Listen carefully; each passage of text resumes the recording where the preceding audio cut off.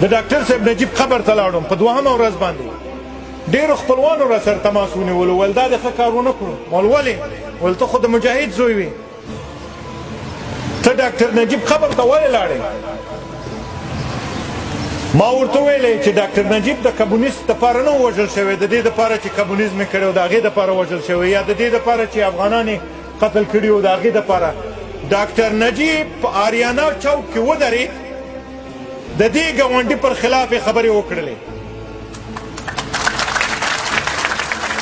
بیرته دوی راغلل هماغه آریانا چوک باندې دی وځړولو چا لاسپوڅو یې سمبولیزم دی سمبولیزم که د ده هدف د دوی وژنه وه خو په کوم ځای کې چې نیولی و هملته به یې په دار خېژولی و هملته به یې په کلاشینکوف باندې هماغه ضربه کړی و نه ځکه چې بادار یې ورته ویلي و چې دا کار به ته په دې ځای کې کوې هغه د افغانیت دپاره وژل شوی و زه د ده په احترام هلته لاړم او هغه ته ور وښیم چې په دې هېواد کې د انګېزه اوس هم ژوندی ده د دې هېواد دپاره ډاکټر نجیب څه به سر ورکړی داود خان به څه سر ورکړی مونږه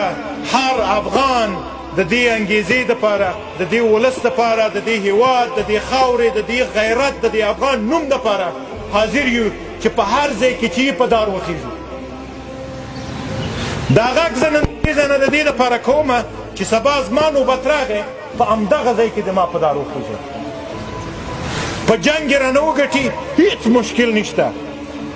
خدای دې راولي په جنګ دې په زور دې رانه وګټي په وچ زور باندې مګم په بې غیرتۍ ورته خوشي کوو نه وجه یې څه شی ده که په جنګ یې رانه وګټلو سبا ته یو بل نسل راپورته کېږي سبا یو بل نسل راپورته کېږي سبا یو بل نسل راپورته کېږي هغوی ته انګېزه پاتې کېږي انګېزه د دې چې زه به خپل ولس خپل هېواد او خپل خاوره ساتم